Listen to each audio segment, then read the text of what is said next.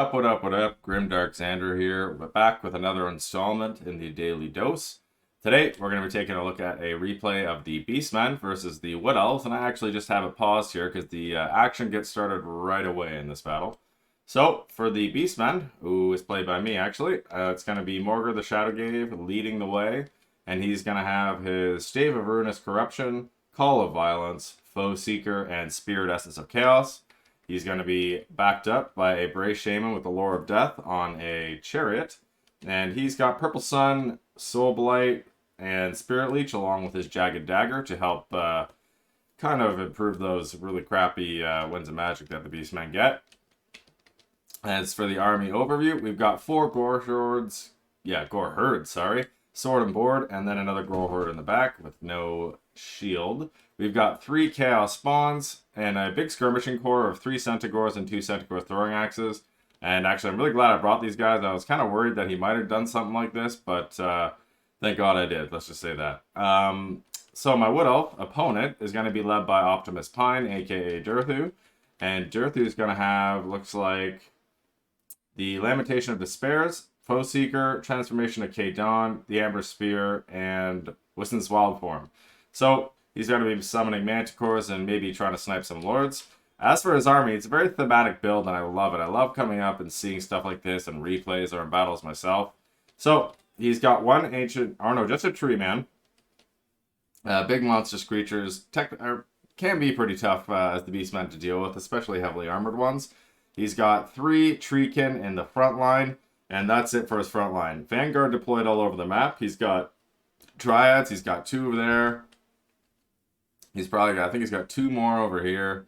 Yeah, 2 more Dryads here. The Wild Hunters of Kurnos as well. Vanguard deployed with them.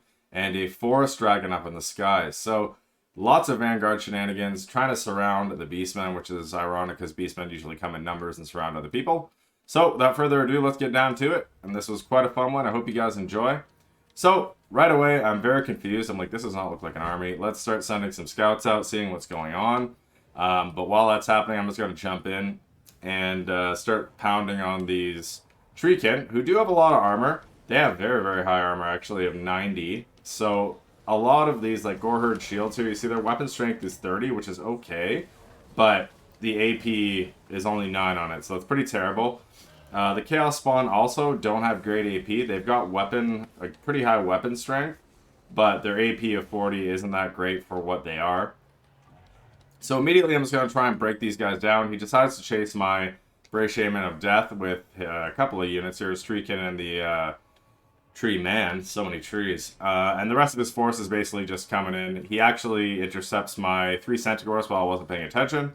So they're going to get dragged down. They don't want to be a prolonged fight without the charge bonus on these Dryads. I'm just throwing some axes up into the sky against this Forest Dragon. These guys are fantastic for this purpose, just kiting and being super annoying. And they have a ton of damage, AP damage, with their throwing axes. So they're going to do great damage, great value by them. So it looks like I'm just going to be cycle charging these tree men into the next world, to the Age of Sigmar, as some would say. But he's rear charged with the Wild Hunters of Kurnos, trying to break this pocket. I do like the Gore Herds, as they have slightly better leadership. Their leadership's not that great right now, but it is slightly better than things you would get from, like, Bray Herds and stuff. So, Optimus Pine still making his way into combat, still not here. I've used the Chaos Spawn Summon to try and lock down this side, as it was getting pounded pretty hard by that rear charge of the Wild Hunters of Kurnos. My Bray Shaman decided to try and stop up some of these Dryads. I didn't want them getting to the main fight.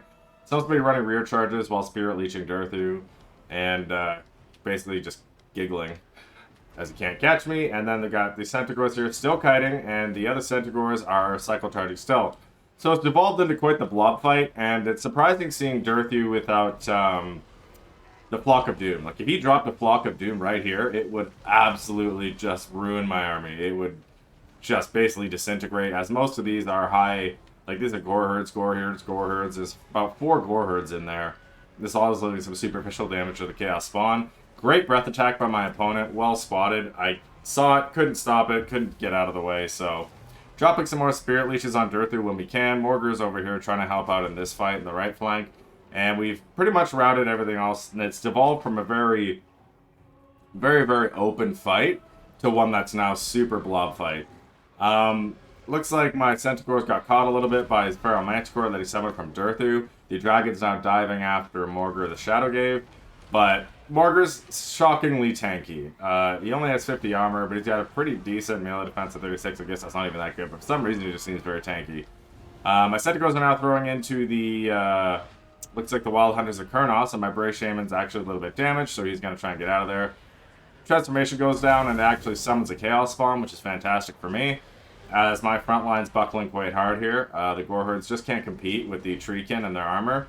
So, pulling some routed units back in, I'm also going to bring my Bray Shaman in to help out. Now Morgr's getting slapped around a lot by this Forest Dragon. Really bad position for me, but what I'm going to do is swing my Centaur's throwing axes up and around the side here shortly to try and rectify that situation and make sure that that Forest Dragon gets off the field.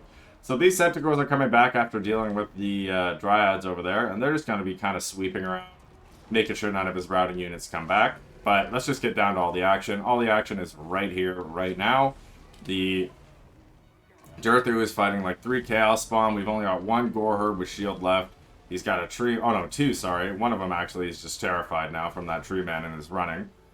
So he's got Treekin, some very beat up Treekin, and Durthu himself. But I might not know, it might look bleak, and the balance power is very much in my favor. But I've still got a Chaos Summon out. And the ammo's running a little bit low on my, like, we only got 4 shots with the Centaur's throwing axes, which are my best chance of bringing down these heavily armored monstrous creatures, essentially. So I gotta conserve ammo and just kind of tar pit them. So I'm just Spirit Leeching, doing everything I can, keeping Morgr safe, throwing all the axes that I can. And it looks like it's doing some pretty good work. Those AP axes are really chunking him down along with that Spirit Leech. And he's starting to waver, and once he goes, without any infantry support, these tree men are basically useless. So, Durthu's wavering still. Is he going to run, or is he going to die? That's the question. Looks like he's running. Heading for the hills. So as soon as Durthu shatters, the other tree man shatters, and that's the battle. So, a really interesting one. I really liked his build, really thematic, and I really like that. You don't see that very often in this game, as people usually play for the win. So let's go through the stats. Morgr the Shadowgave, 928 damage value. That's okay. He kind of just used him as, he has an ability that buffs leadership by 16. I believe it's 16 around him in an AoE, so it's basically just using him for that and the summons and the fact that he doesn't die easily. So he did his job. He did his job really well. We've got our Bray Shaman Lord of Death here. Great damage value, 1464. He's basically Spirit Leeching Durthu and running him with rear charges. That's basically what you want him for. It was nice that he couldn't pin him down. Did take some damage, but oh well. Goreherd shields did what they were meant to. I actually thought that I wanted to see how well they do. You know, they got a couple chevrons from that fight, but I wanted to see how they do against just like Eternal Guard or, you know, even some of the more elite infantry. I thought maybe they'd hold more. They surprised me. They did pretty well. They held almost until they died, although there was one rout, and then they come back in. Another Goreherd. These guys did okay. Like, honestly, the guys just did okay. They really were not in a great fight, as they didn't fight any of these Dryads, which is what I kind of brought them for. They ended up just kind of tar pitting Treekin all day. Centaurs did great. They were able to block a couple of melee infantry, some Dryads coming in, and they were able to chase some stuff off the battlefield, so happy with them. Centaurs throwing axes. Didn't get many kills, but look at the damage value. Damage value is huge. They were just sitting on massive targets the whole time. His dragon, they were able to deal with very, very effectively, and Durthu himself. And Chaos Spawn did okay. Nothing special. Like, they weren't in a great fight either. Durthu, 808 damage value. Pretty good. He helped the line quite well, but once he got isolated, it was pretty much game over. Durthu's strong, but he does need infantry support. He can't take all those shots to himself. He's got a big chin, but he can't take that many shots on the chin. For Dryads, this I think was kind of the bane of the game here. These Dryads not being able to get into the fight and help out these Treekin. Like, Treekin are tough and tanky, but they also are susceptible to leadership if they get fully surrounded and rear charged constantly. So they only took half health each, so that's really impressive. Then again, they were fighting Goreherd. So Wild Hunters to Kurnos, 1149 damage value. Pretty good. Not bad. That was a great rear charge. He should have probably cycled a lot more with them, as, you know, beastmen don't have the highest leadership, and they are prone to leadership issues, so cycle charging possibly could have broken off some of my chaff a little bit earlier. Forest Dragon had a nice breath attack, 1247, not paying for itself, but still doing well. I find that dragons very rarely do pay for themselves. It's hard. It's a tough unit to use, right? You need to use those breath attacks and then get great charges, but yeah, and the tree man here, 640 damage value, not that great. But again, he unfortunately couldn't find the right target. So with that, I hope you enjoyed it. If you liked it, drop a sub, drop a like. I'd love to have you on the channel. If not, then no problems. Let me know down in the comments if there's anything you'd like to see before you think about it or not. So with that, stay safe, and I'll see you.